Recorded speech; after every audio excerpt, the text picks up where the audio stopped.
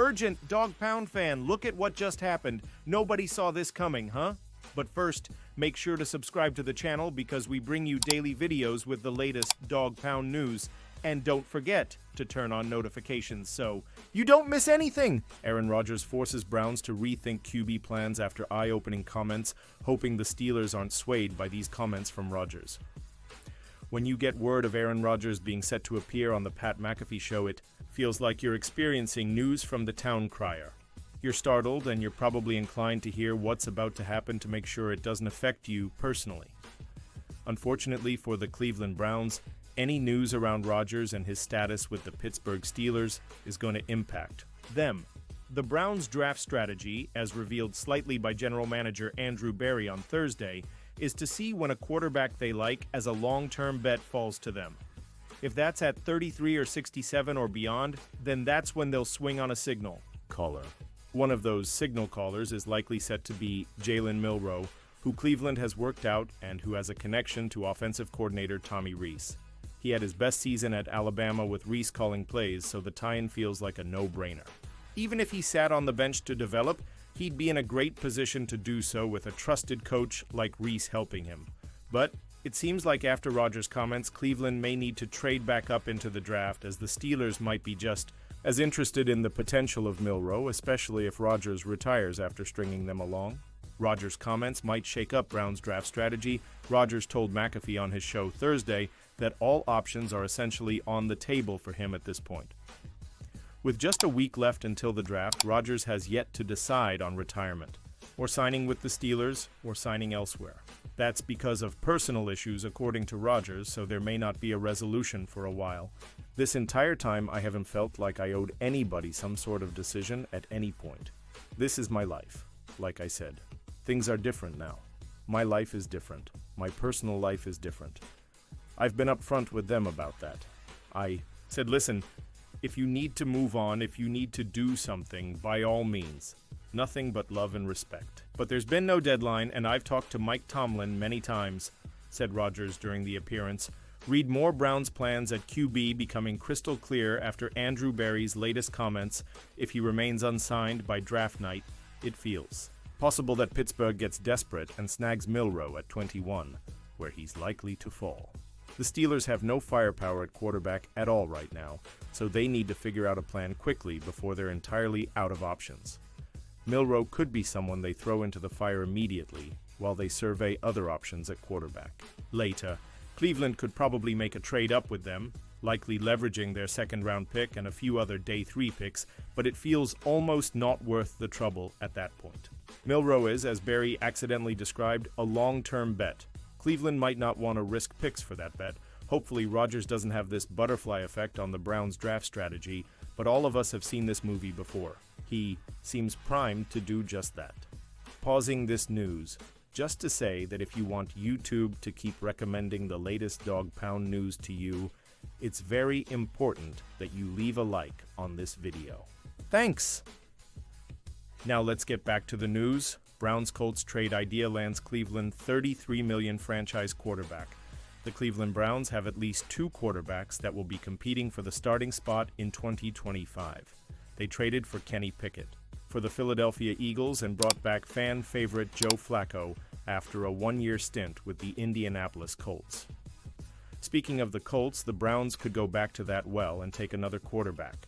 The Colts signed Daniel Jones to a 1-year deal worth up to $14 million. It's highly unlikely they are paying him that much to not play, which is also what Albert Breer of Sports Illustrated also believes. I'd say Daniel Jones, Breer writes in his mailbag when asked who will start for the Colts. Anthony Richardson has gotten a lot of leash over the past 2 years, as he should have, coming into the pros as a 4th pick with just 13 college starts on his record. And he hasn't done nearly enough with the chances he's been given, which makes me think the leash will be considerably shorter this time around. With that in mind, it would make sense for the Colts to trade Richardson for a draft pick, and the Browns could be a team that would target the athletic signal caller. He has a huge arm, and many likened him to Cam Newton if he reached his full potential. With his dual threat ability, it would be worth sending a day 3 pick to the Colts to see if Kevin Stefanski can get the best out of him. Richardson is coming off a year in which he had a passer rating of 61. 6, he had 14 total touchdowns and 12 interceptions. Browns predicted to cut ties. With recent first-round pick in some sense, it's been an interesting offseason for the Cleveland Browns. It might only be the start, too. If the Browns want to lower their cap situation and attempt to rebuild this organization, there's a scenario where they could move on from some of their top players. Many expected that to be the case entering the offseason, but the Browns haven't done that yet. One player they could move on from is Greg Newsome, who is a very good cornerback, but might not have a place on the team. It's an interesting situation for the Browns to consider moving forward, but having Newsome on the roster would be better than not.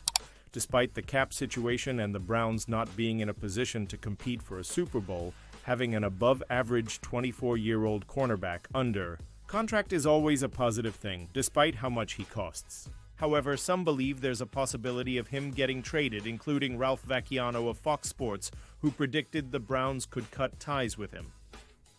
He's getting $13.3 million on his fifth-year option this year and suffered through a difficult 2024 season, so moving him might not be easy, Vacchiano wrote. He had hamstring surgery last July, then struggled and lost his job early in the season, only to end up missing the last 4 games when the hamstring flared up again. Still, he's a 24-year-old former first-round pick who had 3 decent NFL seasons.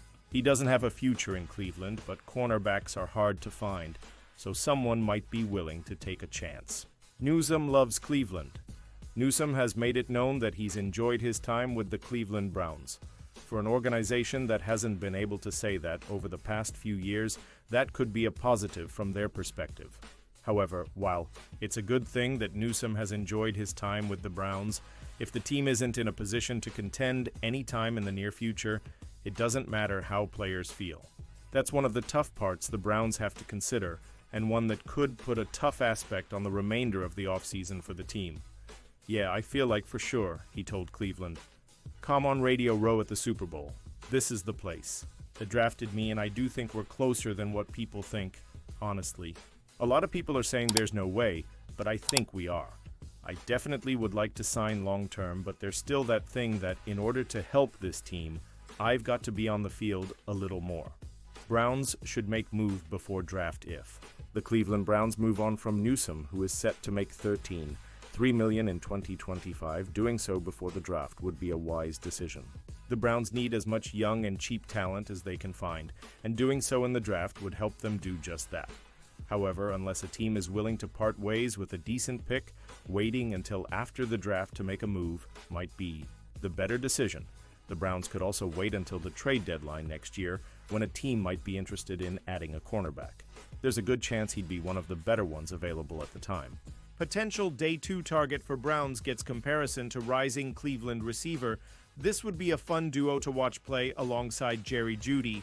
Cedric Tillman, the Cleveland Browns' third-round pick from 2023, looked to be the team's second-best receiving option at the beginning of 2024.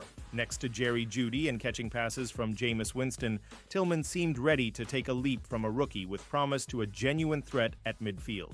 Unfortunately, Tillman suffered a concussion against the Pittsburgh Steelers about midway through the year that saw him miss the rest of the season. It was a big blow to not just the team's production, but to his development. It looked like he was turning a very good corner for the Browns. There's always this year, though. So far, no news has dropped about his inability to play in 2025, so it's safe to assume he has recovered and is ready to try to take that leap again in this year's offense. However, Cleveland can always use more power on offense, and especially at receiver. Jeudy and Tillman cannot do it alone, and David Njoku was a bit hit or miss last season due to injury, so he can't be fully relied upon to pick up major receptions or snaps. That's where one potential prospect for Cleveland on Day 2, Trey Harris, comes in, and what makes his comparison from one NFL analyst to Tillman so exciting. Harris earns comparison to Tillman from NFL analyst in his latest big board update prior to the NFL draft in 7 days. Fantasy Life's Thor Nystrom compares Harris, an Ole Miss product who helped showcase Jackson Dart's capabilities as a passer this past season, to Tillman. Ranked as the 8th best receiver in the class by Nystrom, Harris has been all over the place in analysts' minds. He's been projected to be anywhere between a late first-round pick to a third-rounder, if you watch any highlights of Harris' work. With Ole Miss from the 2024 season, you can immediately see Tillman. His speed isn't going to wow you, but his hands and body control will. His height might also be a negative, but it's clear he's a strong runner who can get plenty of yards after the catch through pure grit alone. Another potential plus for Harris, irrelevant to this Tillman comparison, is that he's already extremely familiar with Dart, a potential target for the Browns as well. If the team wanted to pair Dart up with a former teammate as a means of making his transition to the NFL smoother, Harris would be an excellent addition for that purpose. Getting compared to Tillman is a great thing, especially for Browns fans, who saw the major potential from him last year prior to his injury. And now, Dog Pound fan, I want to hear from you. What's your opinion on this? Drop your thoughts in the comments. I don't know if you know this, but your opinion matters a lot. For Dog Pound, he'll be back any moment with more Dog Pound news. Here we go, Brownies. Here we go. Woof, woof.